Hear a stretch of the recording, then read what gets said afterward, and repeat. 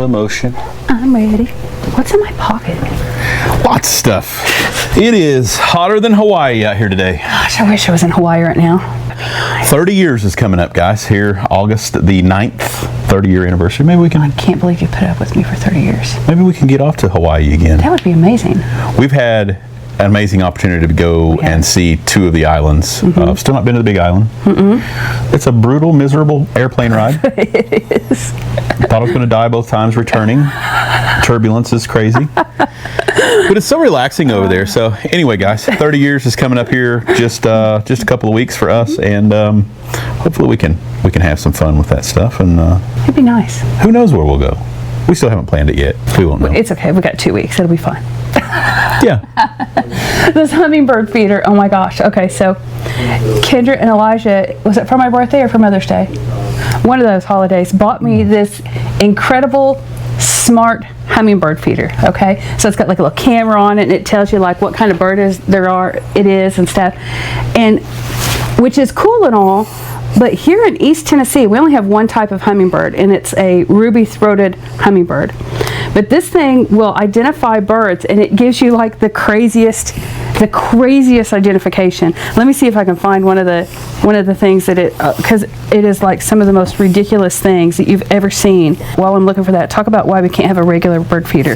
Yeah, I mean, for obvious reasons, guys. If you guys watch our channel and watch our videos, you know that the bear is very ambitious on eating, just like myself. I'm really serious about food, so he would just and all over the area they would just demolish it, and you might have a really nice hummingbird feeder out in the yard for, or a regular bird feeder, 2 hours, 3 hours. Regular bird feeder, squirrel feeder, you just can't do it. Yeah, any of that stuff. So we can't feed the birds. Or the squirrels. But this one, so far, the bear has left alone. If at any point in time we see that it is going to be a problem, then it will have to go away too. And then you guys will see the video. Which would be unfortunate. Whatever that app would call a bear, I'm not sure. Maybe we'd call it a parakeet. Okay, so it makes up these, I guess they're real birds. I have never heard of a Hispaniolan lizard cuckoo before, but as you can see, that is a ruby-throated hummingbird there. Let me see. Yeah, like, see?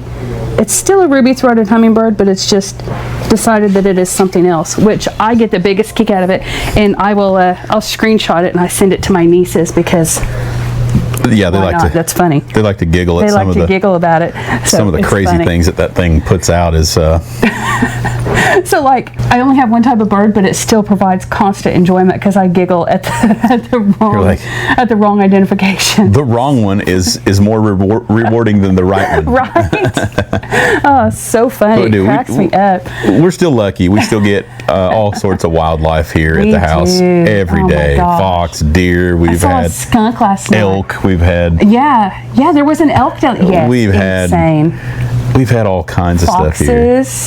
The turkey make their runs through. There's been a lot of cats here lately, like 5 stray cats, and I have no idea where they're coming from. Yeah, it's pretty cool. It's pretty cool, the stuff that we get to see. But yeah, we make sure that we keep everything. I think I posted something on my social media, on my Facebook account about when the bear was.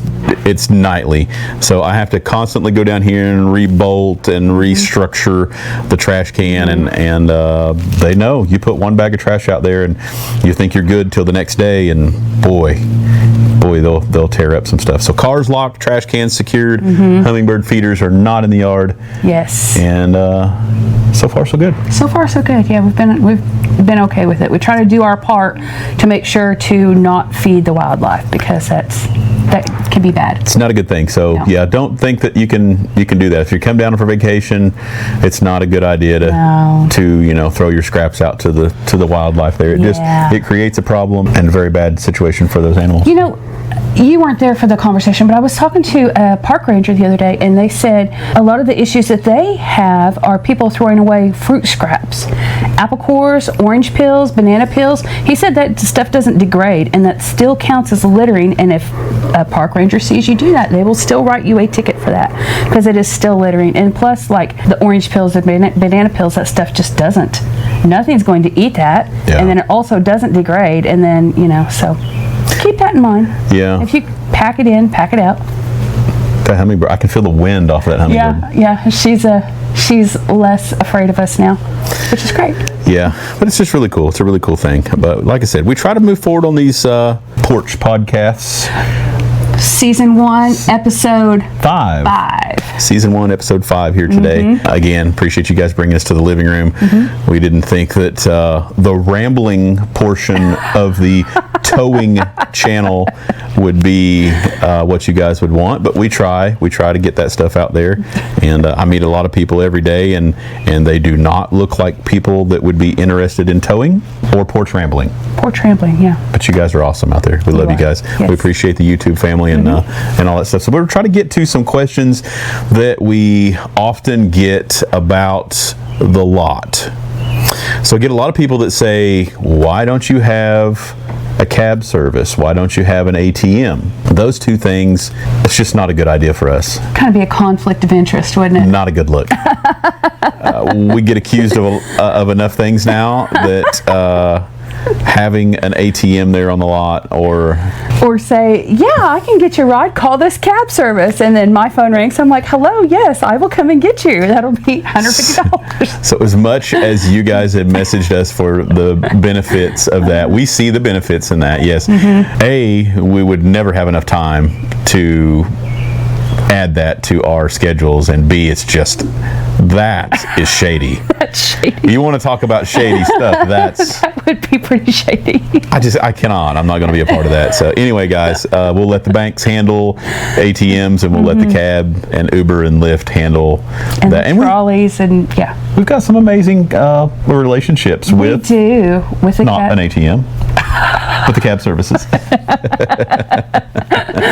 Oh, goodness. A lot of great cab services in it. A lot of good cab services. If you find yourself in a pinch, you need a tow truck and you need a cab service, reach out to us. We've got a list of people that will absolutely help you. I hope you don't, but if you do, that's what we're here for. And then people always ask, well, how much is it going to cost? I don't know. That's between you and the cab service. I have no idea what they charge. I don't know. Yeah, no, it's just not. We don't get a kickback from it. Oh my gosh. No, we have dependable people that we can call on, and like a lot of times I'll call for the people. I'll be like, hey, this is Kristen with Everything Auto. Do you have a car available for so many people from here to here?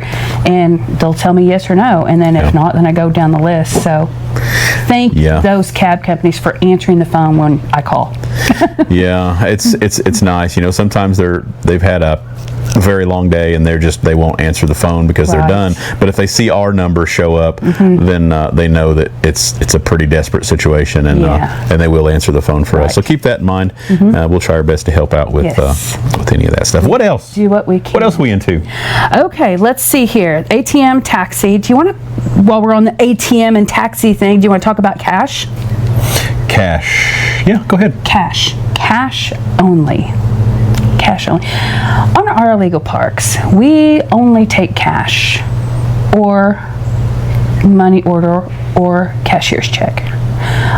The reason being is because electronic transactions, credit cards, stuff like that, those can be reversed. And if you're mad enough at us for an illegal park, then you're probably likely to try to reverse your transaction. And we're just not. 99.95% you're disputing the charges on an illegal park. And we're just not going to fight with you on that. We started the business out that way, where we would do, and it just got so.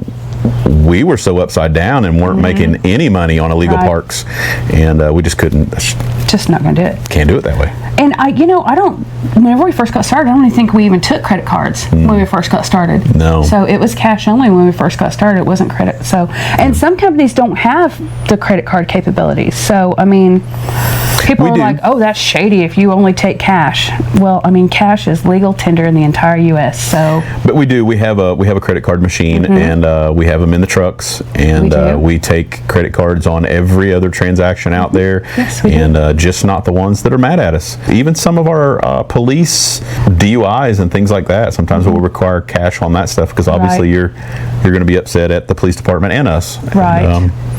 those are kind of negotiable because, I mean, they're already kind of dealing with the police department. Maybe they don't want to get into more trouble by, trying to weasel out of paying the towing company. So those are, just kind of a case-by-case basis.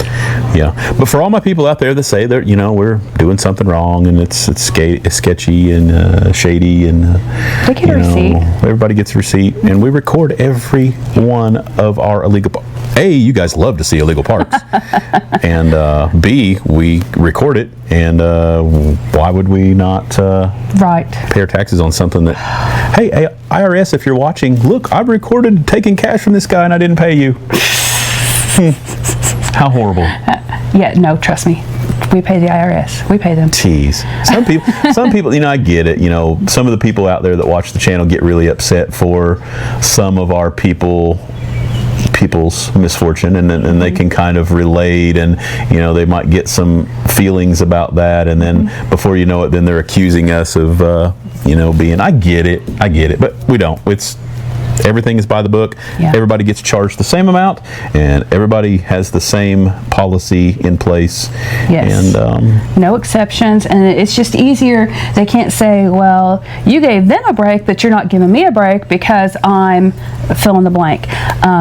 So just totally take that out of the equation by saying, by everybody, it's the same across the board. Yeah. It's the same. And then when they call, what is our... So this is definitely my fault for, I do this so much, and it seems like for every one illegal park transaction, I have to say the same thing at least 10 times throughout the whole thing. So in my career as a tow truck operator, it has come to a shortened version, meaning the exact same thing. It is $300 cash to the registered owner. That means that $300 cash for the car to be released to the registered owner. Because whenever they call, they're like, well, what do I need to come and get it? Okay, well, you need the address. Let me give that to you. I can text it to you if you want. You need your ID. It has to match the registration. And if you're not the owner, I need the owner. I need that. So the owner has to be present, or there's a process for that. And then you need the money, and it has to be cash. And then also you need to let us know when you're going to be there. And because we accommodate for that, it is not strictly business hours. We try not to do illegal parks after dark, especially if they seem like they're going to cause trouble. Yeah. Because that's not safe. We try to do it during the daytime, but at the same time, we definitely want to get their car back to them in a timely manner. Yeah. Because we don't want... You're on vacation. That's your only car.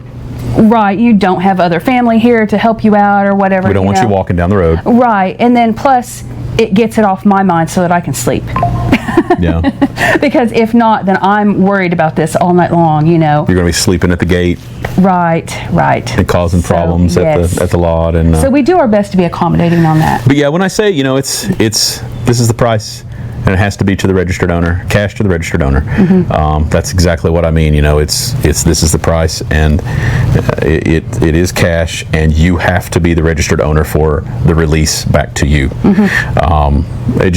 It flows better to just kind of shorten it up, especially after I've explained everything that I needed before I said the shortened version. Because a lot of times they don't remember all of that. And then if you say it in short, concise, here it is, they're more likely to remember that. I do get a lot of pushback on that site, and it doesn't make sense if you're just taking it out of context. But at the same time, it works. I have found that it works, and we're just going to go with it. So if you don't like it, mute it when he gets ready to say it. Cash to the registered owner. But yeah, moving on to what else we got on the old list of... Let's talk about booting cars. Booty cars. Booty cars. You really want to talk about booting cars? Yeah, let's talk about booting cars. Why we don't. I had a lot of companies. Years ago, we had some companies that wanted to go that direction. Like these are private property businesses who wanted to boot cars in their lot. It is not legal. Not legal in the state of Tennessee. For some of the business owners that that are frustrated and block in cars because they're parked where they're not supposed to, that's not legal. Not legal. You can't hold someone there and block them in. It's the same. Just the liability of booting a car, and it doesn't do any good because I'd boot it initially and then I would leave and then I'd have to come back and take care of that transaction. So I just don't have enough time. And the biggest thing about the whole situation is it doesn't help. I can go over to Five Guys or any of those other locations that you guys see and I could boot a car and the car's still there. Doesn't clear their spot. Still in the way. The employee still doesn't have a place to park. Right. And it's just a huge inconvenience for everybody involved. So right. Doesn't do any good. Booting cars does not work for our business model. So there are some exceptions to when it is okay to boot, but it just does not apply to us. So we just don't. And like private businesses, they can't boot. That's just not legal. So we just don't deal with it. Most of those bigger, crazier laws that were a concern that you guys had asked questions about, most of that stuff was like for the Nashville area, the Memphis area, where there were some sketchier things going on, and there were some parking garages doing some not so okay things, and it needed a tighter squeeze on regulations. But all of that stuff, really none of it applied to any of our stuff over here, because we're at the end of the day we're helping private property owners. Right. We're not dealing with a parking business. Right. So. They just want their parking spot for their customers to come in and buy whatever it is that they're buying and then leave. Or for their employees to come in and park so they can work their shop. Yeah. They don't. Or we get a lot of Airbnbs and hotels, motels that don't have parking passes, and keep that in mind. Everybody's got a Ring camera, and they're out in another state somewhere doing the check-in for their Airbnb, and if they see a car there, hey, my guest can't park here. Obviously, if there's more cars that are not supposed to be there, so they'll call and they'll report it, and we'll get verifications and take care of it. That's something else too. You talk about everybody has Ring cameras. Just assume you're on camera. Yeah. If you're out in public, just assume unless you are in your own home, on your own property, assume that you are on camera. You can be naked in there. Just don't be naked outside, because somebody's going to see it. Maybe. Ain't nobody want to see that. No. So Assume that you're on camera whenever you're out and about. Let's see, what else do we have? Do you want to touch on this? Why some cars can drive on the lot and some... Now, this is kind of another one of my not so good things that I probably should enforce, and I do, strictly on some and not others, which I understand it's not a good thing sometimes. But here lately, I've had some really good interactions with some people, and you don't want to punish the really good people just for the very few hateful people. So if you come to my lot and you're not drunk, you're not trying to punch me in the face, and you're being very respectful and very nice, I'm going to let you drive that thing out of there, because it's a short drive. My second requirement usually is I'm going to look at the situation. Where did I put that car on the lot? Is it sandwiched between two Mercedes-Benz that are absolutely flawless? I'm probably going to take that out of there. If I smashed it in there in between two cars that have been rolled off of Wiley Oakley, then you're probably okay with backing that thing out of there, because you're not going to hurt anything but yours. As long as there's nothing sharp that they're going to touch when they get by. So it's kind of been my rule of thumb, because at the end of the day, you don't want a stranger in your car. So to turn over the keys to someone that is going to bring your car back to you, I understand. Your car sometimes it's like your house. There's a lot of private things in there. Some things that you don't want people to see. Some things you don't want people to smell. I've got my seat adjusted that's one of my big things. I will not adjust your seat. So if you see me with the door open and my body's half hanging out the car and I'm getting it to the gate and you're yelling at me because I've got my body hanging, that's why I do that. I'm not going to mess up someone's seat. I will be uncomfortable for 2 seconds while I get that car to the gate before I make any changes to anybody. So that kind of wraps that up, I think. I think so. Yeah. Okay. Let's see here. Right here. Censor the cost. Censor the cost and the tags. Now, so I'll let you go on that one. Okay, so Drink a nice cold Dr. Pepper while you're discussing that. Look at that. censoring is the cost of our illegal parks and license plates. Okay, so the cost. We censor the cost because we are not the only towing company in the area. There's, how many do we have now? 15? At least 15 at other. least 15 other companies in the county that do all this, and they don't need to know what we charge for stuff. I mean, they do. The information is out there. And also, that's the other thing, too. We don't feel like it needs to be, like, hammered into everybody's head every single time we do an illegal park. I think it just makes for a bad video. It does. You know, it almost seems like we're, you know, it just doesn't feel right. It just doesn't need to be there. It's like, the cost is the cost. There it is, you know. We don't hide it, and it's out Right. there, and the reviews are out there, and Yes. we randomly say it, and I think we said it in this video. but we just I don't feel the need to do it every single time. Right. And plus, I'll be honest with you, if I blur, you guys will ask. And sometimes the comments are crazy. Right. So, right. you know, if we do that, then, you know, you guys might pop on there and say something silly, or He's charging $1,000 for this. so we like to get the comments, Yeah. and it's cool to see some of that stuff too. Yes, So yeah. I'm aggravating you sometimes too. He's an instigator. Instigating. License plates. Sometimes license plates get blurred. That's more, I think, Kendra's prerogative. If they're...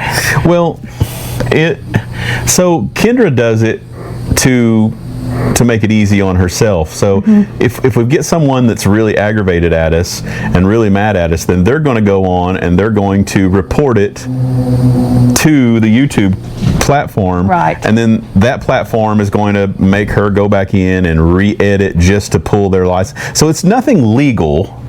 Right. And it's just strictly and purely for her not to have to redo a video. Exactly. And like a license plate is out in the public all the time anyway, so it's public information. And I have never had luck like Googling a license plate and finding out anything about that owner. Yeah. Our license plates are just like our faces. You know, there's no expectation of privacy in a public setting. Right. But if you've watched some of our more intense videos where people are really upset with us, you'll see that initial video. If you're quick and you love us on our channel and you watch the original that came up that week, dead batteries, Kendra. Dead batteries. It'll be a seamless transaction right here. Seamless, except we're sitting differently. But yeah, if you wait a minute and you wait a week, then that video that you see is probably going to be, you'll notice it'll have some blurred faces in there, because they'll get on there, they'll find their video, they'll be upset, and they'll report it and say, I didn't give permission. And technically, we don't have to accommodate for that stuff. Right. We could just let it go, but we often will be the bigger person, and we will go back in and blur the face, because I do understand that although you should have been acting right in public, right, that sometimes, you know, friends, family, jobs, bosses sometimes can see you acting this way, and that's the last thing that we want, is for you to get more drama out of that. So we have a few out there that we have accommodated, and we have a whole lot that we don't. So it just really depends on you know, how you've acted and how you've treated us, and but at the end of the day, we just record this stuff for our safety. Right. So some of these people that are acting really silly and goofy and mad and say some things that they shouldn't and couldn't take back, if we didn't have this video and put it out there, then we would look like the horrible person. Right. So. Which, I mean, sometimes we do anyway, I think, but, you know. Yeah. It is what it is. But anyway, that's the whole reason that we record this. So if we do happen to catch those people, we, you know, we do try to accommodate sometimes. Sometimes we don't. Right. Okay, moving on. Sorry, I just smacked you. There's like a mosquito flying around. Mosquitoes. So do you want to talk about this right here? Poison ivy. And snakes. I hate snakes.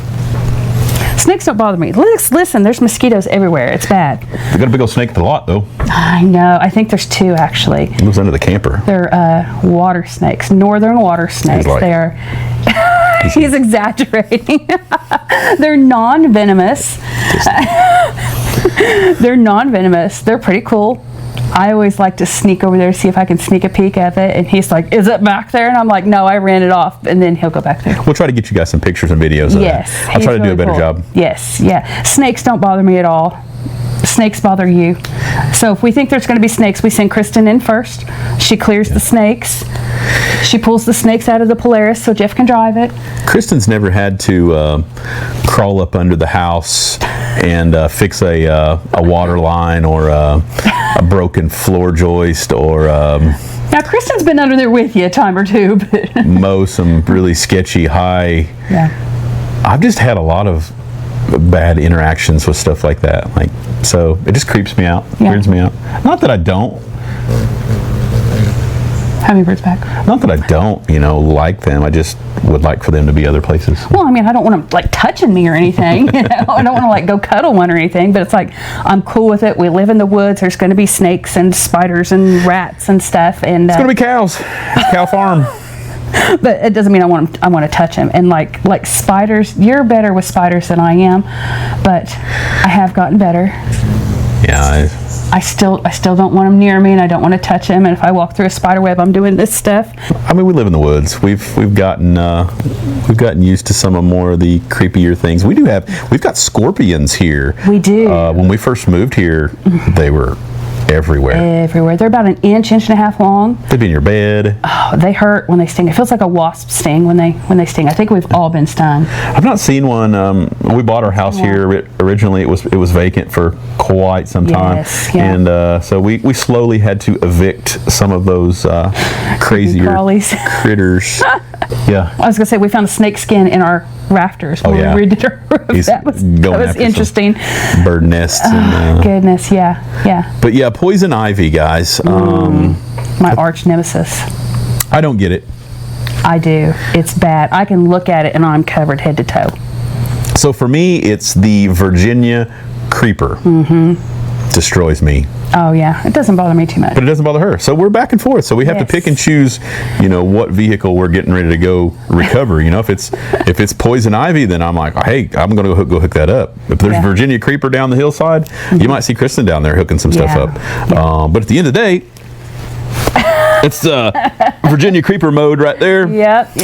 And ticks. Oh yeah. I've got a lot of hair on my legs, so generally I can feel the old tick making his way up, but it's just something you just have to. I mean, you're outside, you just have to check for that when you get home. I don't check for ticks. But yeah, the Virginia. So what I have learned, a little tip for me, if you guys are in my tow truck world, or you're doing kind of the same thing, or you're just out in the woods outside, we keep a bottle of hand sanitizer in several bottles every door panel, and that's not just for the disgusting things that we come across. It's for the poison ivy and the Virginia. So if I have to do that and I know I've gotten into it, then I will pump that stuff up and I will just lather my leg down with the hand sanitizer until you're able to wash. I've had really good luck with that. I don't take a bath. What are you talking about? It's hand sanitizer only. If I get a dose of that, then I'm good for at least 3 days. It's good to go. No, but yeah, that's kind of our go-to there, and things that we've learned for the area. We've got let me tell you, we've got some poison ivy. We've got some vines. Vines, they get like this big around, and they're like up a tree, and they're like all hairy, and you're like, what is that cool looking vine? Listen, don't touch it. Don't swing from it. No, and don't put it in a brush pile and burn it. Oh, that's we did that once too. Oh my goodness. We were clearing up the property and we pulled some down and burn it, and the vapors from it was. It was in my lungs. Both my eyes swelled shut. I couldn't open my eyes for like a week. It was bad. I had to get shots. It was bad. But yeah, we do have some crazy stuff. Some stuff that we've caught on camera. Some of the bigger insects, and you just never know what you're going to get into. But I try not to think about it. Yeah, I haven't seen a. Next time we see a scorpion, I'll try to get a picture of it. So it's been a really long time. Yeah, at least 2 years since I've seen one. Yeah. But I mean, we used to have them in the house. We used to you got stung in bed. You used to see them everywhere. Once a day, you'd see them crawling someplace. But what are some other hazards? I fell in 2 wells and a tree stump. Yeah, we're out doing these recoveries. You're focused on the job at hand, and sometimes you step where you shouldn't. And you were down. You're all the way up to your knee. I don't know how I didn't break my leg. We were trying to do a recovery, and there was just a it was just an open field, and there was just a divot in the grass, and the grass was probably about a foot tall, and there was just a divot in the grass, and then if you look, you could see there was a hole, and it was about 8 inches. Oh, it's big enough for your leg to fit down. Big enough for my leg to fit down, and of course, it was right by the door, and so I went to get in the truck, and I opened the door, and I stepped right in it, and my foot just went straight down into it. I was wearing, I think I had shorts on. Maybe. And my foot went straight down into it, and I mean all the way up to above my knee, and I don't know how I didn't break my leg. It was terrifying, absolutely terrifying. We get some really crazy hazards on that. So we try to. I did that twice, not at the same one. Not the same. It was two different wellheads. And then I stepped into a tree stump too. You parked, and I got out, and when I stepped out, there was a tree stump, and it was like all hollowed out where it had been dead for years. And I stepped in it, and buddy, I went down. It was funny. It's crazy some of the stuff we were. So we do. We try to be more safe on that, and sure-footed, I guess, is. I don't know. Coben's got some Converse. He's got it figured out. Let's see what else is on here. Let's see. We've got this. About to wrap it up, here. I think. We've got this right here, and we've got this right here. So probably this one. Who pays and when on the on illegal parks when they don't belong, or like crashes or whatever? And the hold harmless. Yeah. The hold harmless. We kind of implemented that as needed on the rental company agreements and their policies. So these are their policies. That has nothing to do with us. Yeah. Some companies are, hey, if it wasn't involved in a crash, if it wasn't a DUI, if it wasn't drug related or anything like that, then it is okay to check their rental agreement and everything is good and up to date, then let their customer have their car back. Right. But there's some companies out there that want us to run it by them every single time. Right. They don't care if it's a safe situation or if paperwork's up to date. Mm-hmm. They want you to call them, and they will send you and fax you, text you, email you a form saying that, okay, we realize that this happened and it is okay to give it back to them. Or they'll say, don't. We're going to come get it. If they've messed up enough to where you have our vehicle, we will come and get it. Right, we don't trust them anymore. Yeah. So, and what that is, they hold us harmless for the vehicle. We are no longer legally liable for what their customer had done. Right. We were keeping it safe for them. And they're okay for us to give it back to the customer. That's what that is. But yeah, it just depends. I won't get into names, but like I said, there are some companies that are okay with it, and there are some companies that aren't. And and that's okay. We try to accommodate. We accommodate their policies. So if you guys see some of those videos out there where we're like, hey, that was a rental car, you just gave it back to them. Why are you picking it? It's not. It has nothing to do with us. So this is a conversation that we have already had previously with the rental car company, and they have said in that situation it is okay. Yeah. So, but we always check every time. Try to, yes. And make sure that everything is okay. And but yeah, for the most case, it's a pretty smooth process. So don't be alarmed about that stuff. If you're supposed to have that vehicle back, it's very easy to get that form text, email, faxed. Right. No questions asked. And also, like,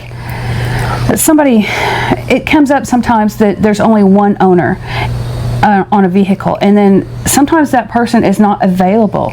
They're indisposed for whatever reason, and they're not able to make a phone call or whatever.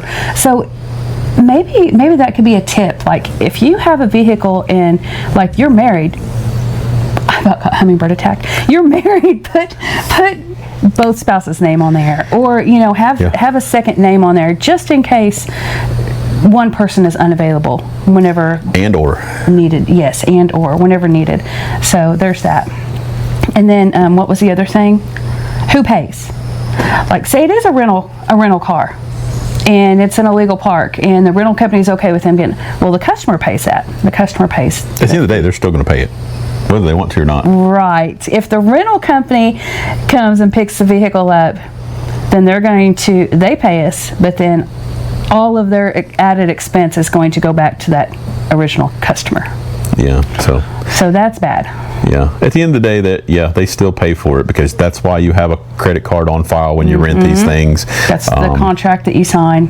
And there's insurance in place for things that are tore up, and at the end of the day, you're still going to be responsible for it. So, Yes. But they will. The rental, if they decide that they don't want you to have it, when they come to pick it up, they pay us and then put all of their paperwork together and then bill you.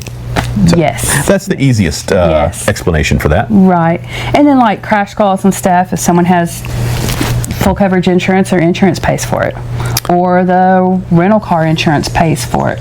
Whatever, an insurance company will pay us for it and come and get the car. Yeah, and it all goes to IAA, Copart. They auction them off and recoup some of the costs involved in the collision and the finance company and the bank, and there's a whole lot of money to be recouped. So every little bit helps for that stuff, which is why it's very important for us to keep that car safe and do the recovery without any additional damage, because all of those parts are going to get recycled, and that is going to take off of the big number for whoever's responsible for it. Right. So it's on us to take it and keep it safe, and like getting belongings after a crash. After you crash your vehicle, you probably have belongings in your vehicle. You can go to the tow yard, call them, set up a time, whatever, go to the tow yard and get your belongings. But it's kind of a gray area if it's a rental car or, something like that. Then it's belongs to the rental car company. So we have the rental car company has to say, hey, it's okay for these people to come and get their belongings. Which is just another form. Right. And another just agreement. An email, whatever, hey, you can release belongings to these people. But yeah, it's a very easy thing to do, and we try to make it as easy and painless as possible. But at the end of the day, we have to accommodate to their wishes, because it's their vehicle. So. Right. Oh, do you want to talk about this right here? The auto lift. I guess one more thing before we get out of here. I get a lot of people that want to know why there's not an auto lift on Big Red versus Little Black. We opted to get the bigger truck when we got Red instead of another Black. So Black is a light duty, which has the 8,000 pound winches and stuff like that on it. So it's an auto load option, and those arms will come out from in-cab remote. Now I still have the remote on Big Red, and I can still fold and do all that. I just don't have the arms that will flip out and catch the wheels. And we could have got that option on this one, but like I said, then I would have gotten back into a light duty, and we wanted a medium duty, a more heavy truck. So in order to do that, we had to get the 12,000 pound, and frame forks is the better option. So if I've got to do box trucks and semis and fifth wheels, we can get it all. I can slide on those attachments to do the bigger, heavier stuff, where it's nice to have the ease of the auto loader, but you can't hook the bigger stuff with that. So it made no sense for us to get another truck of the same. Right. And I think a lot of people don't know that this red truck is medium duty, because it doesn't look like big and imposing, it's but it is, and it has it's very capable. Pulling power. Very capable. Yes. I've got, they just kind of slam a smaller cab on that medium duty chassis, and allows us, and the reason I went for that was our heights. We get a lot of parking garages. We get a lot of driveways that have really low limbs and power lines, and so I didn't want, like, for say the international cab or I didn't want the big cab on. I wanted the same power in a small, so that's why we opted for this. But I promise it's still, that's the only thing that we've lost is the wheel flip out auto grid auto loader option. Everything else I still have the auto loader feature without, but gosh darn, we just have to get out and we have to put that one metal bar in and we have to put a pin in it. You gotta use your muscles. Because that arm is kind of, it's not lightweight. It's heavy duty, But for that one thing that we lost, we gained a tremendous amount of versatility as far as. It was okay. Gonna try again. Another dead battery. Hot batteries. Oh. Goodness. So that's the other thing when we use this microphone combo. It just eats batteries 3 times as fast. It really does. So we're always looking for options there. And then they get hot too. It's like you almost can't even hold that in your hand because it's so hot. But anyway, but yeah, we chose to have that truck for the lower deck version there, and it's a great pulling truck, and love it. Yeah, we got all sorts of pulling power, and it's like a transformer. I can transform it to tow about anything that I could possibly want. So it's a lot of fun. Yeah. Yeah. The last thing on here is this right here. Oh, how do we relax? And do we sleep? As much as possible. Yeah. We didn't there for the first longest time until COVID got through with schooling, and you know, he's a big help to us now. Everything Otto's Garage, check out his channel. You're going to get some more of the crazy stuff while we're trying to sleep. Yes. And so we've got a little bit of help now, and he does great there. And you know, it's really just your body gets used to it. You know, you'll sleep a few here, and you'll take a call, and you'll come back and maybe sleep a few more, or maybe you know, you're good. Some people, your body will get used to having. You can work on little. I talked to a guy that had a towing company in Cincinnati. He goes, "Mom, I'm good." He said, I sleep maybe 3 hours a day, and I'm good. I just got used to. Yeah, my goodness. So. Yeah, no, I need more sleep than that. Yeah, but we do. But like, we're okay with like sleeping a little bit, waking up. Of course, he like jolts awake because I'm kicking him, and you know, running to wherever, taking care of our call, and then coming back and going back to sleep. I mean, you would think that you'd be too amped up afterwards, but like, no, I'm pretty good. Just go back to sleep. We do our job, we do our thing, and then we'll come back and relax. But we do get, you know, obviously some downtimes. You know, you get the early morning rush, you know, and then lunch hour you might get another, and then, you know, like I said, late evening when everybody's dinner shows, and or, you know, if there's bad weather, obviously it's going to be, you know, it's going to be a busy night. So you can kind of judge your downtimes, and you know, there's some days that the phone is just busy all day and all night, and you'll have that too. But we do try. Usually for our relaxing times, we'll try to do movie night, and we'll sit down and try to watch something. We generally can get through a movie. If we, for the most part, like I said, we know our times. We know when our phone is going to be dead. So we try to make time for ourselves, and we'll have movie night, and so it's a good thing. Yeah, we have a great time. But we sit and chill out and watch a movie. And the same for vacations. We try to, you know, do January, February's are slow. Yeah. So we try to get, you know, all of our vacations in for that stuff. But unless there's a snowstorm, which if we leave, there's going to be a snowstorm. Every time. Every single time. Every time. But you get used to it. You know your do's and your don'ts, and but at the end of the day, you know, when you love what you do, it's not like work, and we have an amazing time on every phone call. You don't know what you're going to get into. You don't know if you're going to be able to solve their problem, but you're going to try your best, and you're going to get into some of the wildest stuff you can imagine. Yeah, and it's exhilarating. It's like you arrive on scene to some of these things that are just insane. These people are just, you know, so distressed and everything, and you're able to fix it. That is like you feel like a rock star. Yes, it's such a rush. It's like, I don't know, and I think that's what makes this exciting, is that you're constantly seeking that high again, that natural high that you get from the, you know, from the solving the problem. It's just like the police officers, you know, they love what they do. You know, we hear that a lot. I would do this for free, and I hear that a lot. I'm glad they don't have to do it for free. It's, you know, you love helping, and with the YouTube family, you guys are amazing. You're donating to us, and for some of those phone calls that would be not so cool, you turn it into an amazing experience. Right. So many people that don't have the money for a tow and don't have the money for a tire, or with your guys' help, we're able to still go do our job and still end up with a happy ending. Yes. And that would not be a happy ending without you guys at home. Right. Because then just watching the videos helps so much. Yeah. So we appreciate you guys at home, and all the support out there. love the YouTube family. You guys are awesome. Absolutely. But I think we're gonna wrap this one up. So. Episode 5, still on season 1. What are we going to 10? Episode 10 to season. Do you have enough to talk about to fill up 10? Oh, I'm always got something to talk about. With you guys at home, I will for sure always have some. Comment down below.